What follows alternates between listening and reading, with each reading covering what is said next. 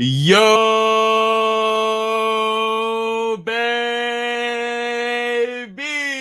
baby! Good afternoon to all you beautiful women and men around the world. Tonight, you're tuned into Networking with your host, Basil Artist.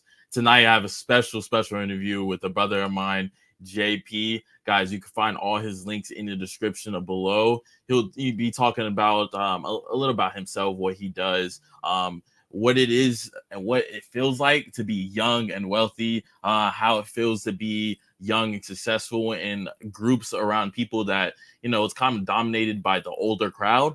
He successfully entered himself into that older crowd, and his maturity level, his mentality level, it kind of shows that it's on a whole different level than people that are usually in their 20s. So, guys, with no further ado, Mr. JP.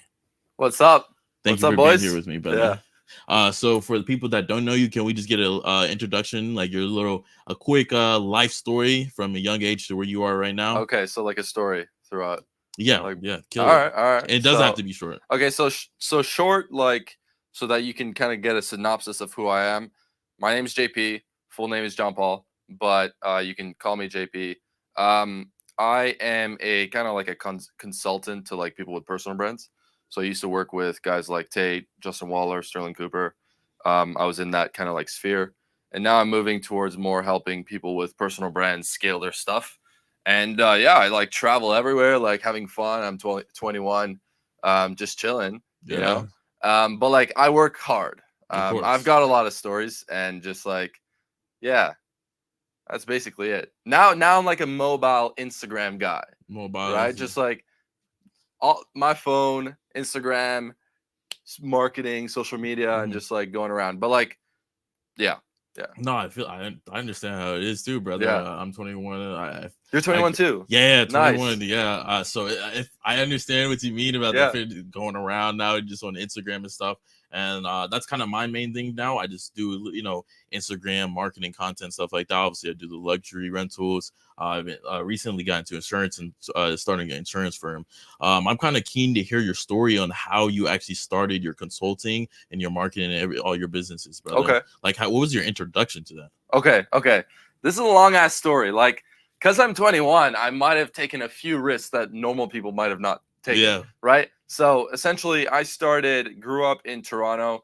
When I was in Toronto, essentially, like, I was not in the best area. I'm going to say, oh, I came from nothing. Oh, I was broke, all this shit. Right. But it is correct. Like, it is factual. Like, decently middle class area. But I went to school in a really bad area because, my mom wanted me to speak French. And Okay. so essentially I got sent to like a school that's like in the full hood. And then yeah, I grew up through that. Like I was kind of like a emo. I was not really like connecting with a lot of other people, like kind of like More of a just, loner. yeah, exactly, loner, cuz I want to stay away from trouble. Mm. Like for example, because I stayed away from trouble, I was so into my homework, right? It's either video games when I was really young or like really into homework, and like really making sure I'm respecting my parents and like bringing the best results possible. So I got like 99 in grade 10, 99% in grade 10 math. Like that's how That's like good. committed I was, right? I was about the books. And then I essentially went through a period in COVID. In 2020, um, I always thought that I would become like an engineer because my dad's an engineer. And what actually happened is that I got into engineering and I figured out like this is not really what I want to do. Like, firstly, it's 2020. I was locked up. I already started working and everything because I was into self improvement content, all that stuff, right? Um, but the thing is that like I would walk and look around everyone that was in that like university class, and I'd be like, this is bullshit. Like these are all like kids that are like they're just like book people. Mm. And after all the like self improvement, me listening to guys like Hamza, First Man, Entertain, all those guys, I was like, wait, is this really what I want to do? Like the 9 to 5 life? Because I actually looked at the math and like the statistics. It's like the likeliness of me becoming a multimillionaire with this trajectory is really unlikely. unless like I go do some crazy stuff, build a company, but it's business, right? Like Yeah. build a company meaning business. So like I want to be a multimillionaire when I'm 20. So Yeah. I had to take some big ass risks. So what happened is that I decided, all right, business is the way. So 1 year in engineering, I got like decently good grades, and throughout that time, I actually was working a lot. Like I had 4 jobs, fucking working like crazy. Can I swear? Yeah. Yeah. Okay, so working like crazy, and yeah, like 4 jobs, meaning like I literally did not go to like any of the lectures or anything online, of course, Mm. and just like worked because so my mentality when I was young was like I don't really know anything about business. So what I'm gonna do is I'm just gonna work like super crazy, super hard, Okay. right? And even though like my jobs wouldn't pay me more for the extra work, I still did it, right? So I just like worked hard in everything that was gifted to me. So then what happened is that in the summer I moved from engineering to what was it? To business school. And this is like where it gets weird. I go into business school and it's just bullshit. Like Mhm. I go into business school and basically they're teaching me about fucking workplace ethics, about shit that like for sure will not make me any What cash. would your professor, was he rich? Did he have a successful business? What do you think? No, Yeah, absolutely no, not. not like yeah, at that time, like with my 4 jobs, I was making more than that professor probably. Yeah. Um, so I was like, this is trash. I'm not gonna do this. I was in accounting and finances. And so I was in this period where like actually by the way, like I didn't take the shot, if you might like know what I Yeah. mean, Yeah. right? And so in some sense, I dropped out, but also I was kind of kicked out. So like Canada was actually really crazy with the COVID stuff, and I like kind of got kicked out and also dropped out in some sense. It was really weird. There's some like rules, Yeah. and I was like, fuck these rules. Like I'm not gonna like so essentially it was like I had to take the shot to go to class in university. And then they provided an alternative for me. And it was like, oh, you can either, if you have it, you can come to class, it's fine, and be around all these masked, weird people. Or you can stay at home and your university trajectory will take like a few extra years. I'm like, rough, Whoa, you're bugging like me. a year or two. God no. I was like, what? Like this is so weird. And anyways, I was not making money. I was not learning. It was all bullshit. So I just dropped out. So December dropped out of it, and I dropped out, and I didn't really have a plan. Like the crazy thing is that I got out of uni, and because me, I'm like really systematic. Like I'm really like kind of like a books type guy. Mhm. I'm not gonna do some weird ass move and just like fuck my whole life up. But like I like left uni, and I was like, okay, if there's anything I would want to do, the most resourceful state of JP, right? Like the most richest, most top Gist version of JP, he would quit uni. He would leave college. And so I did that. Then essentially through like rigorous networking, I end up getting a position as a manager at an e-commerce business. And so kind of like for some context, at this point I was 19. Okay. And so I through like networking, and I went to networking events in Toronto, and I was the only 19-year-old in every single crowd. Like 40-year-old guys, 30-year-old guys, business owners, Yeah. all this stuff. And people would assume that I'm like 25. And then I tell them my age, and they're like, "What the What fuck? the Why fuck? is there a child here? Like you can't even have booze. Like Yeah. like why are you here?" But But actually, usually you get respect with that too. yeah, I've seen that too. They're like, "Oh, you're really only 21." Like, wait, yeah, you seem way at a higher level than you should be right now. yeah, And that gives you kind of like a boost of your pride. yeah. It kind of gives you a little ego boost. You obviously don't go crazy with it, but it's like, damn, I've really done this. Like I put the work in, and you see what you get out of it. Yeah. But like end of the day, like I didn't really speak that much. I just asked the right questions. So Mhm. like when I was around these guys, I would just like literally listen.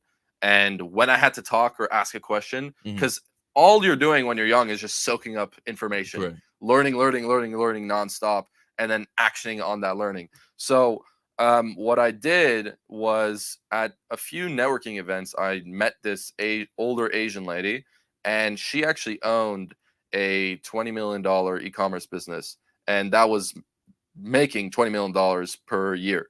Okay. And they were selling medical equipment. So essentially, I approached her, and they were mentioning they needed a manager, and they were looking for managers to essentially manage their teams. And so what happened is actually I story told like an experience that I had with e-commerce about e-com site that I started up when I was 16, and that e-com actually started making about, let's say, 5 to 10K a month, and then I closed it down because I just didn't know anything about this e-com shit. Like I just really had good product market fit at that time. But yeah, I told her about that story, and she was really interested. She was like, okay, come to the office tomorrow.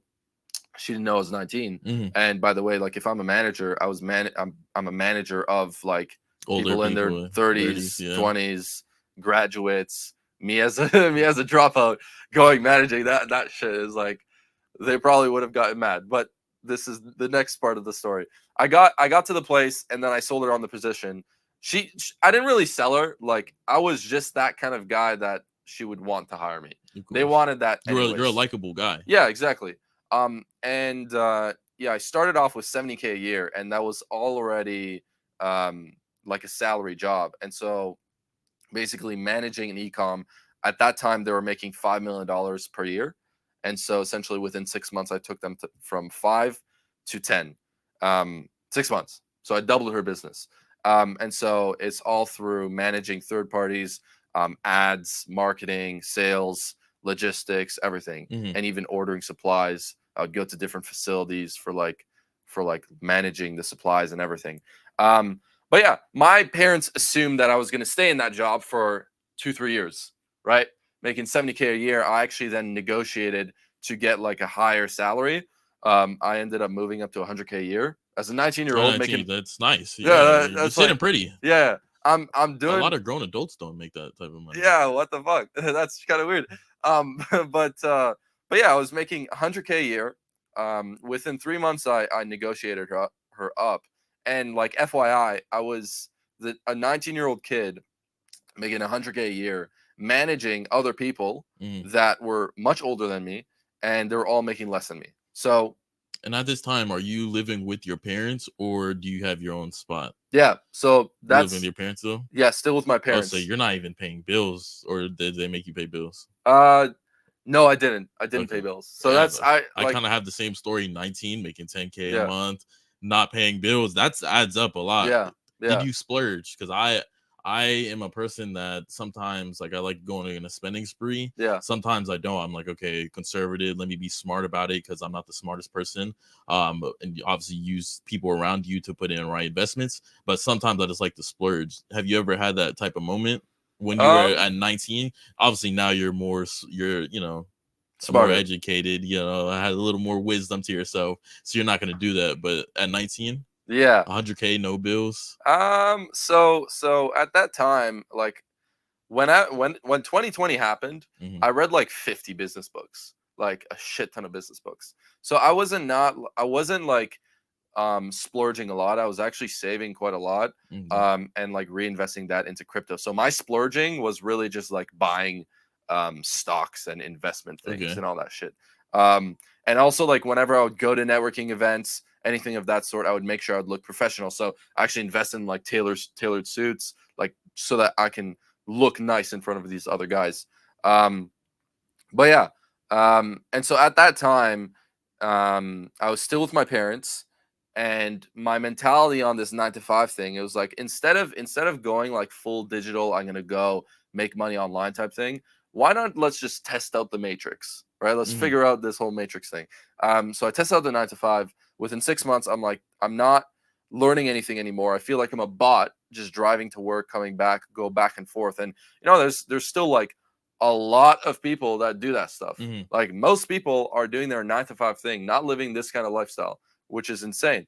But at that time, 6 months in, I was not learning, and my mentality on like work and what you should be doing is, every single time you're doing something, you're working on something, and you're not learning and you're not growing, you need to stop. You need to find that new opportunity. And so, for example, just as an example, I had this mindset that like every single thing in life or obstacle in life was like a mountain, right?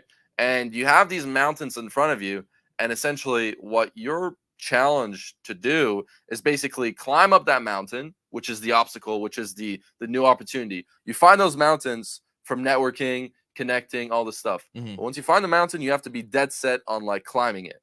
You climb to the very top. You can't like turn back, whatever it is. You can't do it halfway. Climb to the very top. Once you're at the top, you have two decisions.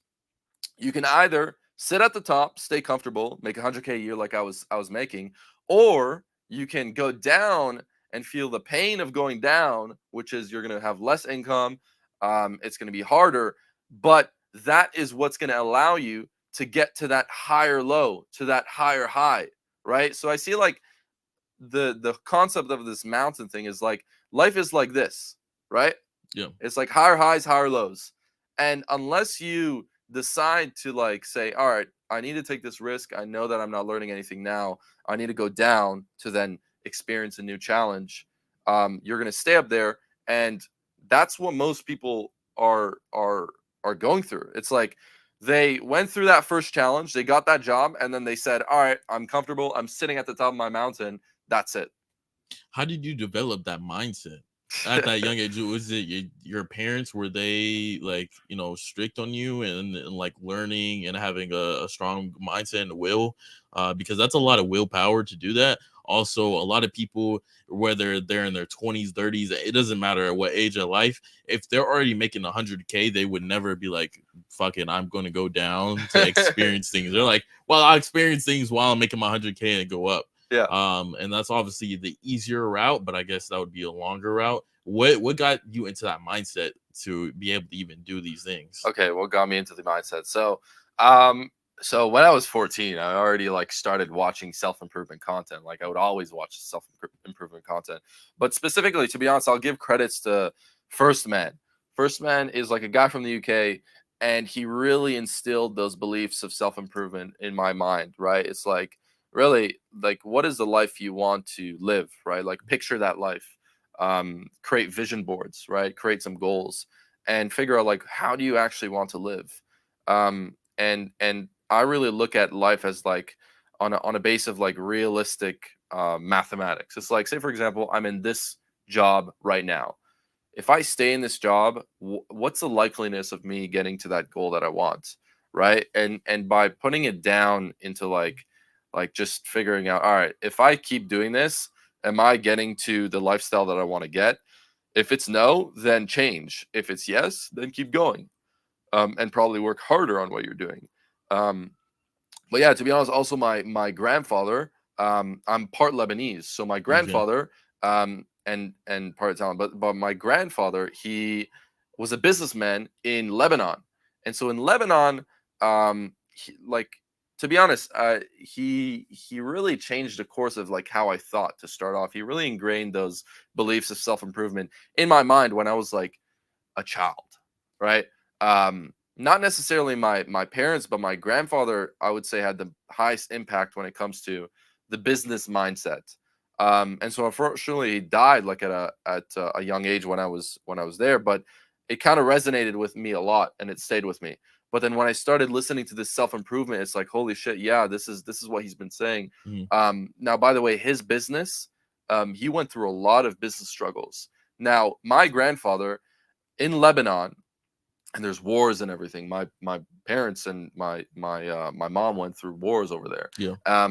My grandfather built a business whilst a war was happening, which is fucking insane.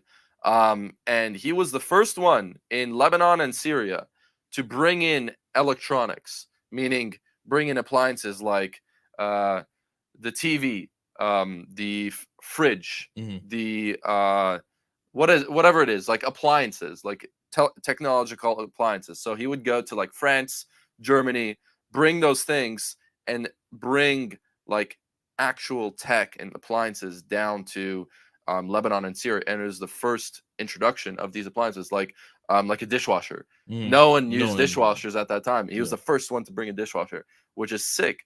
But the crazy thing is that his business, he went through so many struggles. At one point, he had a 3-story warehouse, and for that to be the case in Lebanon, dude, you're like rich as fuck. You're like Mhm. the boss in Yeah, that that sounds area. crazy. I'm thinking Yeah, Lebanon right now. Their GDP is not the yeah, highest. exactly. But honestly, like whatever people say about Lebanon, like back in the 80s and the 70s, Mhm. it was a beautiful place. Before the war, before all the bullshit, the Middle East is like beautiful, Mhm. honestly.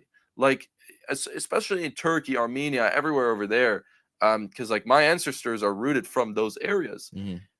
Extremely beautiful. That's where like so much deep history has been founded, like from our generations. Like Yeah. that's where Jesus did the whole experience over there. That's where like so much religion history was founded. And yeah, it's almost like say for example, like when I was in Monaco, it looks the same as in Monaco. Lebanon and Monaco, south of France area. If any of you guys are from south Yeah. of France, it looks similar to Because there that. was a lot of casinos in Lebanon. Correct me if I'm wrong. That was like a hub, like a casino hub, Yeah. kind of almost like Cuba, but back then, obviously, was when it was booming. Yeah, I think it was casino hub, but it was also like an economic hub. Yeah. So before Dubai was a thing, Mm. Lebanon was the economic hub of the Middle East.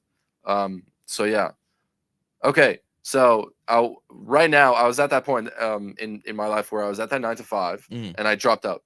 All right, so when I was at that 9 to 5, all right, decided I'm gonna drop out, and so what I did is that, and this is what propelled me to like move far in life. What I actually did, I moved in with two other guys, um, two close friends of mine now, but I decided to leave that job, and I got an opportunity as a salesman. Mhm. And so a salesman under a guy named Andrew Tate. All right. So essentially, I networked like crazy. I spent about 50 grand on self improvement, and I bought like every single course you can find on the planet. Like spent all the 50 G's. Mhm. Because I was just like, fuck it. My balls were like steel balls. Like I just like I wanted to like go crazy and learn as much because my motto was like be comfortable within the uncomfortable. Be uncomfortable all the time. I would put myself to all these challenges. But what happened is that essentially I went from my parents' house, dropping out of that or quitting that job, Mhm. to then moving in with other like-minded guys in a one-bedroom apartment, in a condo, and we're all hustling together, we're all making money together, we're all going to the gym together. Crazy thing is that when I got well, I didn't get fired, fuck. I quit that job. I moved from having a 100K a year job to making an only commissions job, only commissions. Yeah. And at that time, Andrew was not as popular as he is now, Mhm. right? So it was not like, holy shit, It was yeah, of crazy. course, yeah, Yeah. of course, like yeah, that's the opportunity you have to go for. Um, at that time, it was still like on the edge, like should I do it or should I not do it? Mhm. I just said, fuck it, let's go. And then he became the most popular man on earth. Crazy thing is that once I took that jump from um, being employed by someone to then being a salesman, um, and that's when like my money just started going to the sky. And would you agree with me? That's when you learn the most valuable skills to make money in every other business venture. Yeah, yeah, literally. That's when I learned just the most because when you essentially need to generate money yourself, it's not like the business is feeding you, Yeah. right? The business is feeding you, and you just need to follow these little simple tasks, Mhm. right? You need to figure out how to create value, and creating value is like a bit harder than just like following simple tasks, being a robot. 100%. To create value, that's like you need to be smart, you need to be a hustler, you need to learn all the time. And yeah, like I ended up learning a lot from them because basically, just for context, once I got that job, I moved from just like kind of slave world to now doing my own online money thing. And within 2 months Mhm. of working with them, I became the best salesman under Andrew Tate. Okay. Mhm. So then for 9 months, I maintained that record of being the best salesman under his sphere. And so that's crazy if someone would say, like, basically, And you I, were what, 20 years old at this I time? was 20. Okay. I was 20. And like, basically, what I can say confidently I was the best salesman under the greatest marketing campaign on earth. Mhm. If you just take in account Andrew Tate's marketing campaign was the greatest one on earth. And so I was the best salesman under that. And you were able to learn valuable skills just from that. And Of I guess course. you could use the networking opportunities from, because I'm guessing you were around him and then around the people that he was around, and you were able to network with those type of people. But also you kind of I mean, you could kind of leverage his name to get into better situations. Yeah. And also you now know his systems, you know, kind of how he runs his business because you were selling for him. So you have the systems that you could implement for yourself now and kind of duplicate that. Yeah. Yeah. Have you started duplicating that with other people so it'd be easier on you? Yeah. So I literally, okay, well, basically I've done so many campaigns, bro. Like Mhm. I've ran huge ass affiliate marketing campaigns. I've run my own Instagram. I've also done growth consulting Yeah. for other companies. I've also done personal brand consulting. When I was back in Dubai, I essentially did a partnership with about 4 guys. I sold them 50K offer to create like their brand identity on social media. So essentially, there's some really rich guys, right? Mhm. They've got unlimited money, but they don't have the abilities to create the right personal brand, the right kind of social brand. Yeah. Because essentially, like there's a version of you that is like in real life, like me right now. But you can check my Instagram, and that's just like a different JP. Yeah, That's the 100%. AI JP. That's a different JP. So like the thing is that there's a lot of rich guys that are like sick. They're like really smart and everything. They've got Lambos and everything, or whatever it may be. Yeah, and their landing pages online, which is their Instagram, Mhm. they're not optimized. Correct. So I know. I already know it. They got a picture of the watch or something like yeah, that. some bullshit. Nothing. Yeah, I'm like, bruv, it's some crazy watch. You should be doing better. Like Yeah. whatever it is, but yeah, like that's kind of like an offer I got into. Mhm. Um, yeah, and just like to continue the story, from doing all this, so then I started traveling a lot. Mhm. Then I became a manager under that company under Tate Stuff. Then I moved more into marketing, right? So instead of sales, I moved into marketing. And in the sales sphere, I then became a sales manager, but I was like, I don't want to really want to do this. It's not a skill for me. Moved into marketing. Then so I paired up with a few guys like Justin Waller and Sartorial Shooter, and specifically Sartorial Shooter, I'd say. I essentially helped him scale his brand as well as those other guys in Dubai that I did those 50K offers. So now it's kind of like experimenting in the marketing sphere, Okay. right? So it started the journey in getting feeded with leads. So people were feeding me leads, and I was selling those leads on someone else's products. So then I went the higher level where it's like, all right, cool. I'm going to train a sales team to then do that. Okay. Right. And then from that, I was like, all right, cool. What's the next level of learning? What's the next mountain? Right. Now it's about learning marketing. Right. And so essentially, I learned how to generate leads from the metaverse, from the online world. And so I generate leads and then sell people on my own offer, or actually someone else's offer, Okay. right? So I helped someone generate leads, and do the marketing, and then built a sales team for them, and then help them sell their own offer, whatever it is. But then I moved from that to just full personal brand. I have my own leads, I have my own marketing, everything's generated for myself, and just like I'm chilling now. Yeah, I feel like once you create your own personal brand, you could go any route you want. Your brand is if you have a personal brand, you can market any type of product you want, and people are gonna come to you if you have a strong enough personal brand, though. Yeah. Right. Have what's the, I guess, highest offer you've received for someone trying to market something for you, or Highest you offer. market, something for them? Yeah, money wise. Okay, so in terms of Products. cash, that I've charged someone.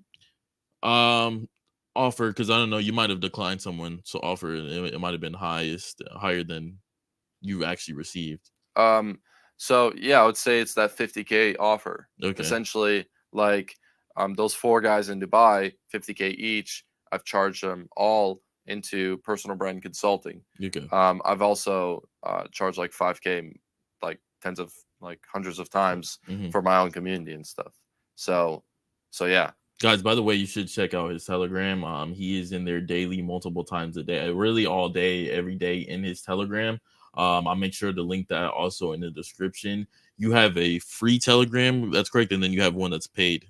Yeah, so I've got a free Telegram, and then the paid one is essentially my network, Okay. right? But right now, I'm really trying to focus on my school community right now. Okay. The network, we've got quarterly events. We're actually doing one in the Swiss Alps in two months. Yeah, in May. Okay. Actually, so that's 3 months. But right now I've got a school community, and that school community is $99 a month. And essentially, right now I'm testing out the low ticket because I am normally used to selling a high ticket product. Yeah. Like 5K, 10K, something like that. Yeah. But now I'm moving into the lower ticket because like my idea is like, all right, how can I, number one, impact more people? Okay.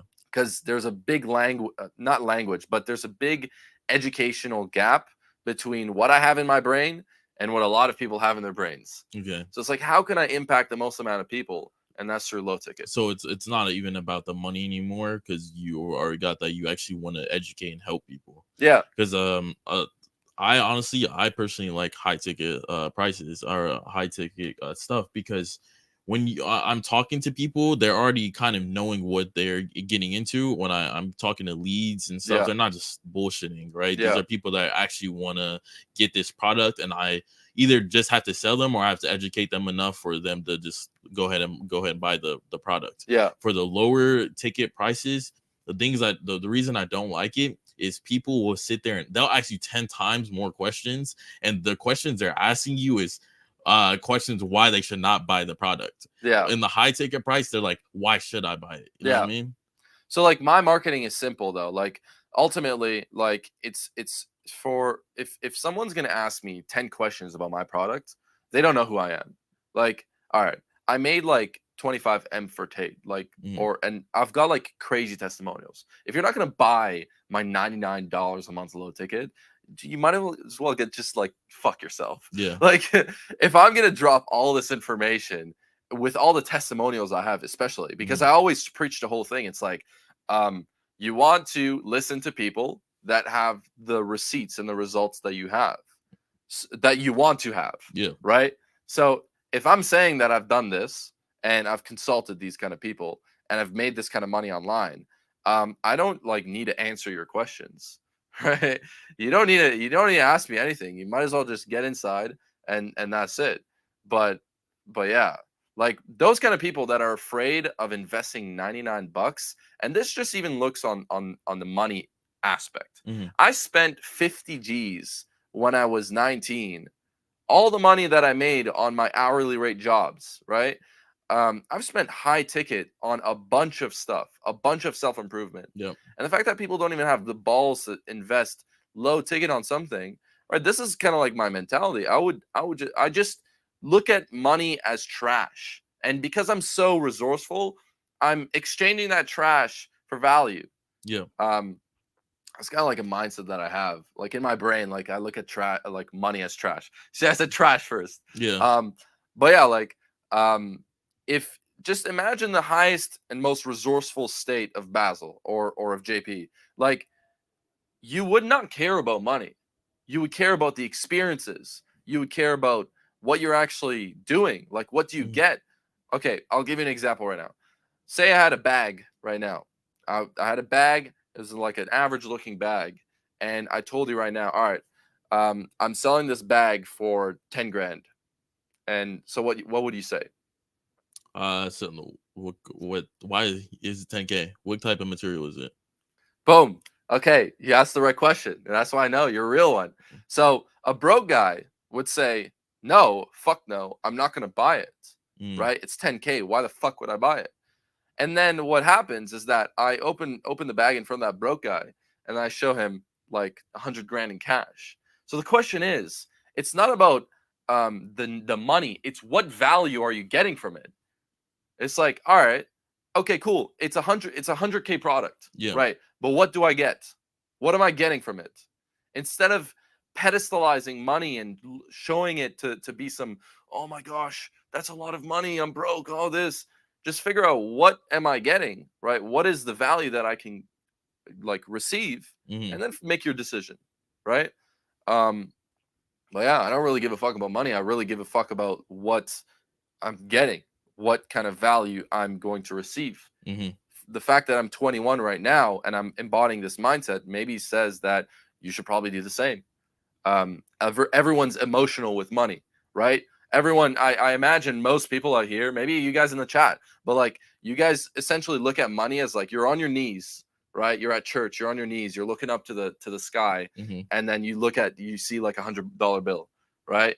You're like pedestalizing money. It's just like with chicks. Yeah, The reason why people have a hard time approaching chicks is probably because, because they put them yeah, at such a high they're like, oh level yeah, that the queen, oh this. I'm like, bro, they fuck already that fucked their whole bullshit. mindset up. Like, now you're Exactly. not going to get her because Yeah. you're thinking like that. Yeah. So with cash, you have to look at it in the same way that I'm explaining. It's like, look at it as trash, Hmm.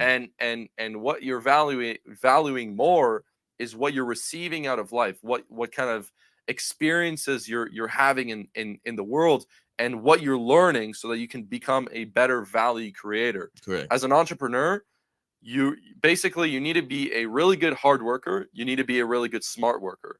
And so what everyone normally has is hard work. To be honest, some people don't, but what what most people need is smart work, right? A lot of people don't know how to work smart. And so what does that mean, right? What is smart work meaning? I think that in an entrepreneurial sense, it's just, you need to be smart, and you need to understand how to creating value, right? So normal entrepreneurs, or good entrepreneurs, I know that an entrepreneur is good based on their ability to create value, and based on their ability to pivot in the business that they're in, based on where the business is at, right? Right now, you're filming a podcast, but in a year or two, as you build up that podcast, your job in that podcast as an entrepreneur would probably change. It might change, Hmm. right? You might be managing finances more. You might be building more systems, whatever it may be. Yeah. And then your job changes throughout the journey of business. Most people, they just stay they either like build a business, Mhm. and then that business is like paying for their bills. Yeah. And they can't change, right? So basically, they're a good hard worker, but they're a retard in smart work. So basically, what you're saying, and this is kind of what my mentor said before, they're not changing their identity. Their Yeah. identity is still a person that makes 100K. Their Yeah. identity is not a person that's making $1 million. Yeah. So they're going to keep getting stuck at the 100K and be asking, oh, why can't I make more than that? Because their identity hasn't leveled up. Yeah. So that's why you want to implement the growth mindset. And so the growth mindset is something that a lot of people have a hard time embodying, especially men, because we all have our own egos. Yeah. Like, we are 100%. biologically, genetically built to have, in some sense, kind of like an ego, right? Like, back in the caveman days, we were not like, we are technically, our biology is not really built to be like a good entrepreneur. The good entrepreneur is someone that knows how to listen, and also knows how to let their ego down, Mhm. remove their defense mechanism, right? The cavemen, they wouldn't put their defense mechanism down, because if they put it down, they'll probably get fucking killed or some shit, right? So what needs to be done is understand that if you want to be a good entrepreneur and actually make proper money in this world, you need to change your identity, which is extremely important, right? Know that like your job in like 1 year, or my job in 3 years, whatever it may be, might change. And you have to accept it and be like, all right, that's fine. Mhm. Now, I do have a very important question, because I want to know your mindset on this. How do you kind of gauge your days? Do you do it by hours? Do you do it by minutes? Okay.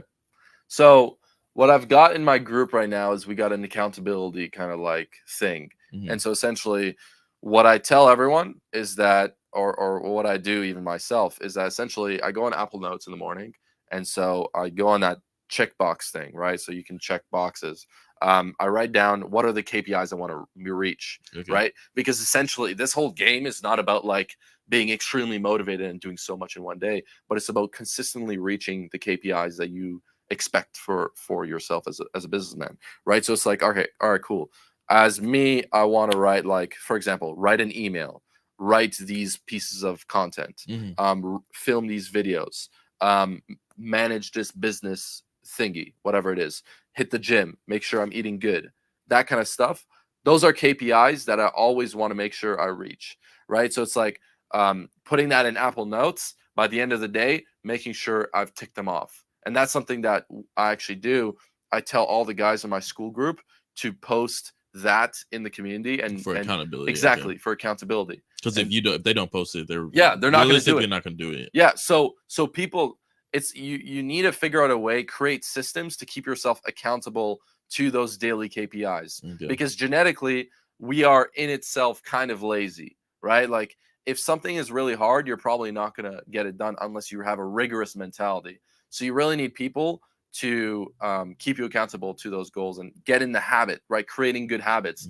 Something that I got into recently is the compound effect. I read this book a long time ago, but the compound effect essentially mentions that every single 1% increase in yourself every single day will lead into a 36x growth in who you will become by the end of that year. Okay. So I look at life as a marathon, right? And so what happens with a lot of people is that they're not running or even walking that marathon. They're like walking like in the wrong direction here. They're walking in this direction. They don't even know where they're going. They don't have a direction. Exactly. Yeah. So the main thing is like, you've got to run this marathon and every day know for a fact that you've stepped in the right direction in your life, right? So by getting to those KPIs, those daily things you need to reach, then you know that you've stepped in the right direction. You've ran in the right direction to maintain the momentum of that business. So yeah. Okay. Well, I want to change the conversation a little bit. You currently reside in Dubai. That's correct. Yeah. Okay. All right. We're going down this direction. Okay. So we're talking about Dubai and Miami before the thing.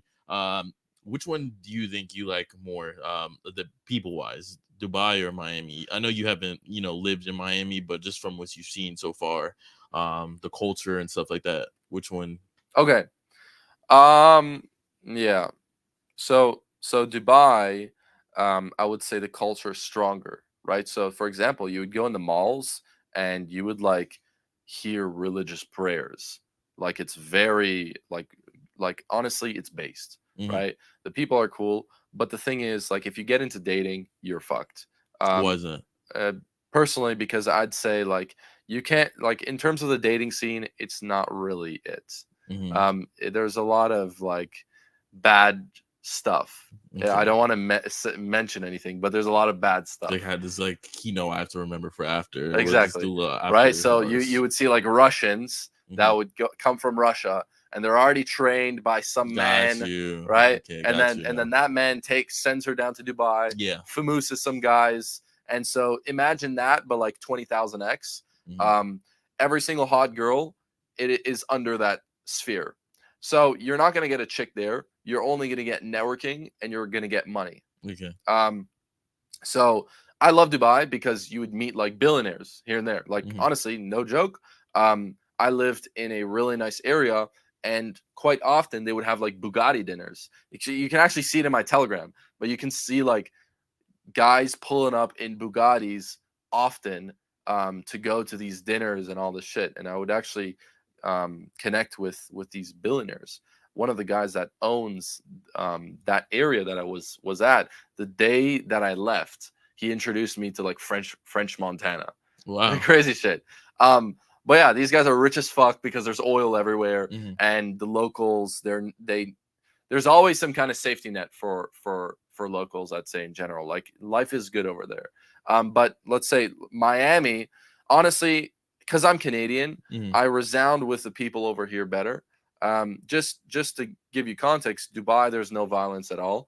Of course, you need to have a bit of a guard up when you're in Miami versus Dubai. Like. Here is fine for me because I grew up in the hood and shit. But like just comparing it to Dubai, dude, I would fucking throw my phone on the ground, see it go like 10 days later, come back. I still have that phone there. right? That is crazy. Why wouldn't someone just pick it up and be like, oh, like hand it to maybe to a restaurant? No, or yeah, they would whatever? do that. They Oh, would, okay, or they okay. would come to your house. They would Wow, serve you, bro. that's nice. Everyone's That's- there to serve you. Yeah. But for me, it's just a bit the mentality on the thing is just a bit weird because it's like you've got either the ultra elites Mhm. and you've got the complete workers. Now I don't want to say bad things about the workers, but what I mean by that is that like the people that are working there, Mhm. they're hard workers, and they work hard, but they don't necessarily come from like the best countries on earth, Mhm. like Pakistan, India, whatever it is. And so honestly, like in my perspective, a lot of people shit on that whole thing and they say, oh, they're being overworked, they are not being paid well. But my perspective on this is that like the workers in Dubai, at least they've got opportunities, at least they've got a job. In their original countries, they are being paid like half or Or to a quarter of mhm. the amount. So at least they get that opportunity, right? Like I would speak to some taxi drivers and they're like, even though it's not really a fun job, at least I'm able to provide for my family and everything. Like if I was in India or if I was wherever, I wouldn't be able to provide. So So is there a middle class in Dubai? no. It's just upper and lower. And is the lower class is it bad lower class? Like obviously from the Americas, Yeah. Europe, Canada, and America. It's a damn near the same. Yeah. Would you say the lower class is as bad? Yeah. Oh, it's as bad? Yeah. Okay. Yeah. So the pay is like It's either you're up or you're right at the bottom. wow. Yeah. Okay. And is there a way to get out of it in Dubai? Is there To be honest, I think that there's a way to get out for everyone. Mhm. I sometimes here and there I get like some people from like third world countries in my DMs, and I'm like, dude, you can do the same shit that I'm doing right now. I've Okay. got a laptop, you've got a laptop, you've got a phone. You're DMing me with Wi-Fi. What's wrong with you saying you can't make money Mhm. because of all your excuses and shit? You have access to internet. You have a phone. You can start creating content. You can get people to resound with you. You can create an audience. Then you can sell shit. Like it's not that complicated. Mhm. It's just people have these mind blocks. Oh, it's my country. Oh, this. Right. So everyone really has the opportunity. But yeah, in terms of like how the workers are able to move up, there are opportunities here and there. Okay. Someone that's in the middle class in America, would it be smart to move to Dubai? Okay, so this is the whole entire thing about the US. Essentially, if you're in the US, you're paying taxes to the US. So if you move to Dubai, it's not going to make sense because number one, if you go to Dubai, you're losing your access to the financial world in the in USA. And I think that the US is the easiest place to make money. Easiest.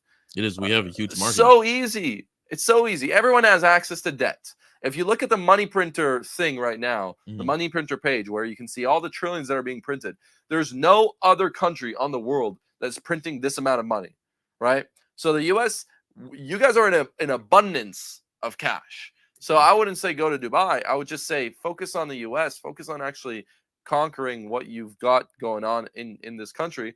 Because anyways, what will happen if you do move to Dubai, you're still going to be paying US tax, right? A lot of people move to Dubai to pay zero tax, but the other thing that you'll need to know is that you're actually going to need to revoke your citizenship if you're a US person, and then go to Dubai, which is, for me, in my eyes, it's a big risk. So what I would recommend is just go to Miami, come here, and Yep. just thrive because there's money everywhere. That's why I liked Miami. I moved from Atlanta. In Miami, I came down here for a vacation, as I told you before. I think before I left, the night before, I got the opportunity. Justin Waller was like, "Yo, let's come out, and we're gonna network."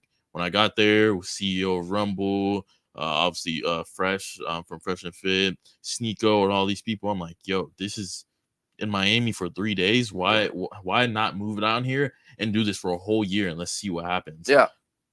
After 2 months, I seen like, oh yeah, Miami is a networking hub because there's people from so many different cultures.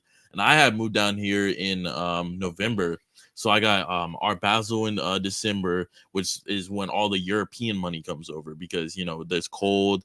Everyone wants to come to Miami, so it's it's still it's fairly warm in Miami compared to all the other European spots. So they come here, and bro, the amount of money I made, I was like, Jesus, I made damn near more in that fucking month than my whole life, and I was making 10K, 20K plus a month already. So to make more in that month and everything, I'm like, yeah, like come on, Miami is a breadwinner. I personally want to move to somewhere like maybe Monaco.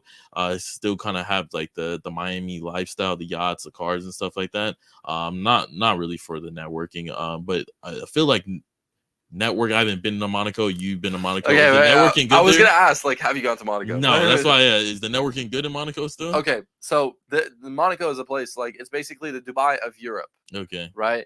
But there are a lot of things I can say about Monaco. People go to Monaco to essentially pay zero tax in Europe, but right now I don't know if it's the best option you can take.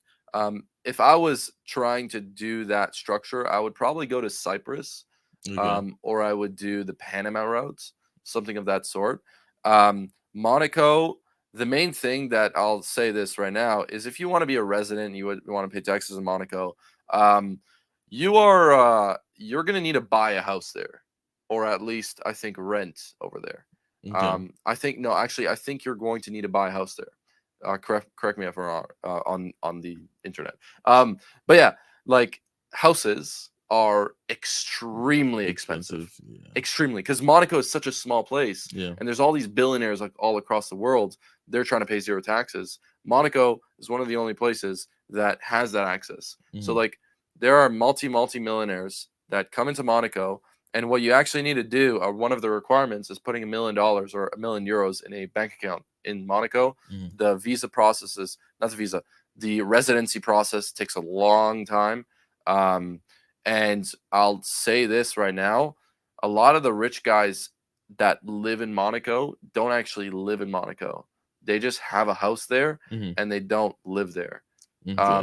But it is crazy. Like when I was there, big ass yachts everywhere. And I actually saw the Waltons family's yacht, which is crazy. Yo, their yacht is crazy. That was in Miami, like when I had first moved down there. I'm like, Jesus, that's a super yacht. That's not no regular type of yacht. Also, from far distance, I'm like, okay, that looks like a regular size. And I walked over there, I was like, oh fuck no, that's like real wealth.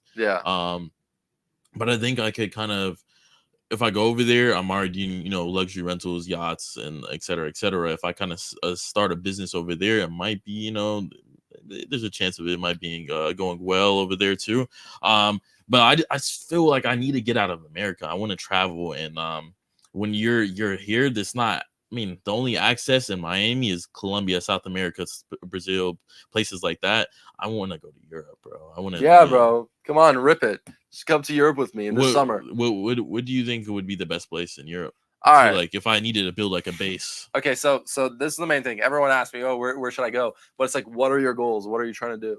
I obviously always want to build my network because I believe your network is your net worth.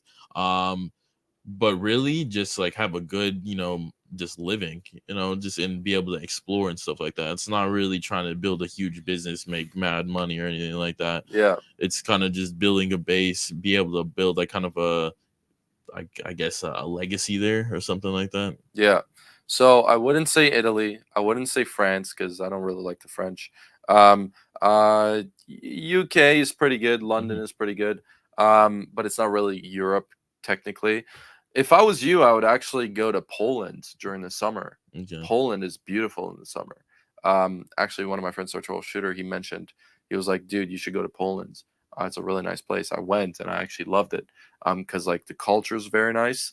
I would say it's a bit stone cold, but a cool thing that I actually like doing, I like going to places that recently had communism because the cool thing about that is that the people are extremely based.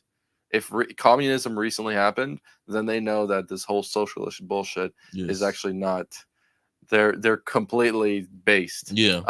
So yeah, when I was in Poland, I really liked it. Really nice service, everything. Yeah. Where else? I'd say if you really want views, if you want to enjoy yourself, go to Croatia. Croatia is beautiful. Yeah, I've seen a lot of the photos and stuff from Croatia. Yeah. What about damn, not Romania. Damn, Austria. Austria, that's beautiful. Switzerland, Austria, there are really nice places. Vienna, Mhm. I have a few friends over there. Yeah, I'd recommend to take a look. But yeah, that's where you get a bit more into Western Europe. I would also say I was in Portugal. I really enjoyed that. There was a point in my life I was a salesman making 55K a month. I went to Portugal, rented an Airbnb for a month there. Mhm. I didn't speak to anyone when I was there because I was just super antisocial. That's when I realized like if you have a lot of money but you don't have a brotherhood, you're fucked. So you have to work on that. Yeah. But aside from that, I loved Portugal because essentially you had the waves, beautiful people, and also like yeah, just like a bit less of that Western European mentality. So yeah, it's nice. Okay. Well, thank you for talking to me about that. Dude, I'll but, give you more suggestions. I was even in Asia, all this bullshit everywhere. Like I even went to Mykonos. I would recommend go to Okay. Mykonos. Mykonos I've is heard a lot beautiful. about Mykonos Yeah. too. Bro, it's the best partying island in the world, but it's also the best monk mode place in the world, to be Okay. honest. I was about to say I'm not a partier. Yeah, but, no, same. My friends actually just brought me to Mykonos, and Mhm. I wanted to see Mykonos because so what happened is that I have a friend. I met a friend when we were in Turkey. He came over and he lives in Monaco, Mhm. and so you can make some assumptions about him. But essentially, because he lived in Monaco, he was extremely well connected. He went to some schools that the fucking Rothschilds like daughters would go there, Mhm. right? So like extremely crazy network. So we went there for the purpose of building a network with the ultra wealthy. And so when we were in Mykonos, he brought us to some really high end places that no normal ass chick would have access to. Mhm. Yeah, it was very cool. But what I did when they started partying and shit, I just left and I went and worked.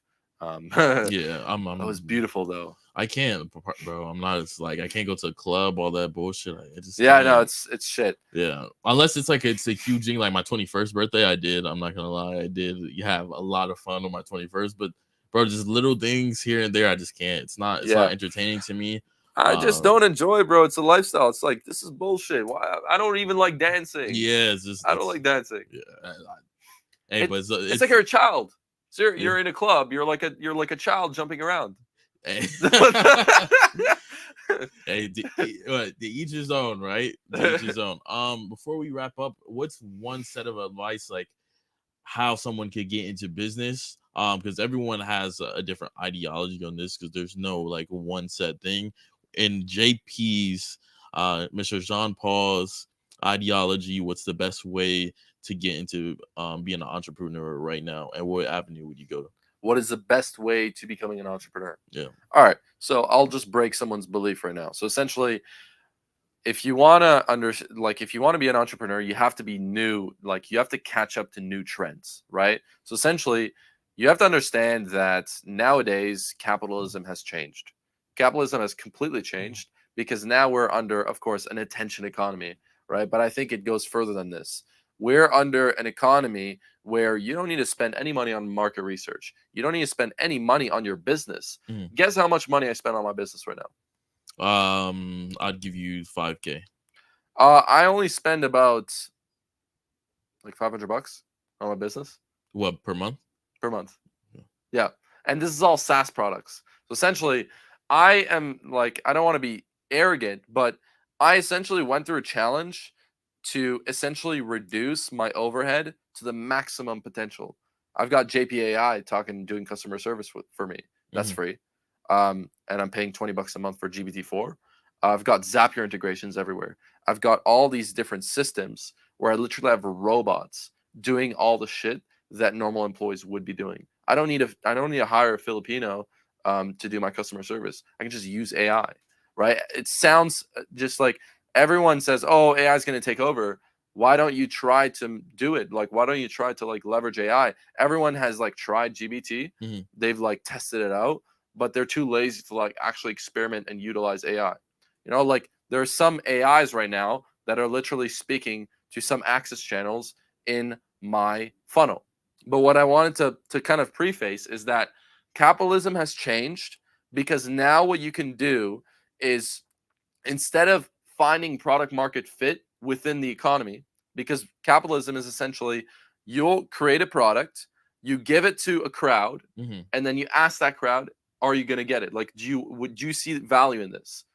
You don't need to do that anymore. That's ecom, right? That's creating a brick and mortar business. Mm-hmm. But now capitalism is all, the new way of capitalism, which is called parented capitalism, is essentially you create an audience of people that like you, and then you do research on the audience that you have, right? You research them, you figure out what they need, and with that free research, because you can literally speak to your audience, ask them what are their needs, what are their wants, what are their goals, all these stuff, their ambitions.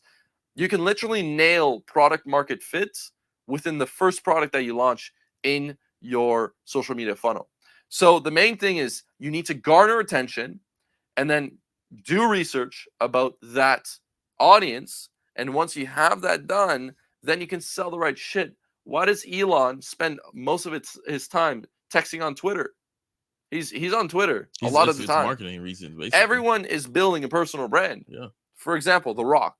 The Rock built a $3 billion business, Terramana, his tequila brand, in 3 years. $3 billion business. You see how powerful that is? Kylie Jenner, same thing. Alex Hormozy. I'm pretty sure he's a billionaire. But Alex Hormozy spends most of his time creating content online. Mm-hmm. And so what you need to do is realize, like, what are these billionaires, multimillionaires, and smart people doing right now? What are their actual actions? What are they doing? They're all building brands. They're all building a personal brand. Mm-hmm. And as I say, they're all building brands. Who is I'll ask you a question. Who is the richest man right now on earth? Who's the guy that owns a Louis Vuitton group? Yeah. Arnault? Yeah, Arnault. I think it was Bernard Arnault. Yeah, I think that's his name. I don't want to butcher it. My bad. Apologies. I'm pretty sure I butchered him. But he is the richest man on earth. Yeah. He is the man that can create value out of thin air. Mm-hmm. Do you think it costed him anything to make, barely costed him anything, but essentially take a $10 purse and make it look like it's worth $1,000? It's not barely anything. Mm-hmm. So you need to be a master at creating brands. You have to be a master at being a brander, right? And that's how you create value out of thin air. I dropped an email like a few days ago. How do you create value out of thin air? You create value out of thin air by creating a brand, and everything will follow. Once you have a brand, people want to associate with that. What roots from that whole entire thing? Because nowadays everyone's selling a product, right? How can you set yourself apart from people selling their products? Is by creating a brand rooted in trust, where that everyone knows that this guy's a trustable guy. So number one, the likeliness of me getting the outcome that I'm expecting is really high. Yeah. And the likeliness of me getting a good experience is really high. Like, of course I'm going to buy this product that my friend put online. Even though I'm not their friend, even though I probably never met them online, they think I'm their friend because they've been checking my Instagram stories every single day. I'm building friends across the world through my audience every single day. I'm making interactions, and it's like a one-way thing. They're building a relationship with me. I don't even know who the fuck a lot of these people are. Actually, by the way, though, like, I speak to a lot of my followers in the DMs. I always respond to them. But like, you're creating like a endless spiral of value, and that's the easiest way to make money. Honestly, I think is all through branding. So yeah, that was a great answer, brother. Thank you again for being here with me, JP, doing this. Guys, make sure you check out all his links in the description. I will have to update them because I do need to add the Telegram and all his other social media links. Mainly join, like, just follow me on Instagram. Okay, Instagram. Just follow me on Instagram. I don't want to make it complicated for you guys, but follow my IG. It's JPDANDREAA. So yeah. Okay. Yeah, and it will be in the description below. Also, guys, before we close out, make sure you become a member of the Mentuition Network. Again, guys, when you become a member and the Mentuition Network, you don't only get the networking shows course and ebooks and stuff. You also get Parallel Perspectives ebooks, the courses from him. You also get the Mentuition Academy ebooks and the courses from Steve. Mentuition Network currently has 3 shows. We are adding.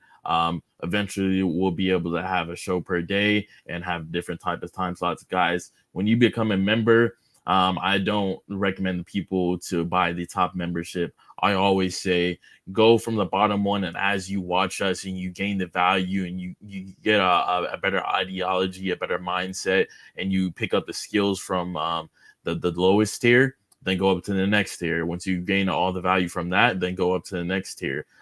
This is something kind of how JP was talking about. You have to keep upgrading your identity. But if you try to put your identity to something that's too high, that's really not, and you're going out and you're basically spending $5,000 on dinners, and you're making fucking $100 a day. That's not smart, right? So you need to start from the bottom, gain the skills, and then as you go, you'll get better. So guys, thank you for doing this show with me again, JP. It was amazing. We'll do our last yo baby, and then we'll head out for the night. Cool. So 1, 2, 3, yo, baby! I love you. Have a great night. All right. See ya.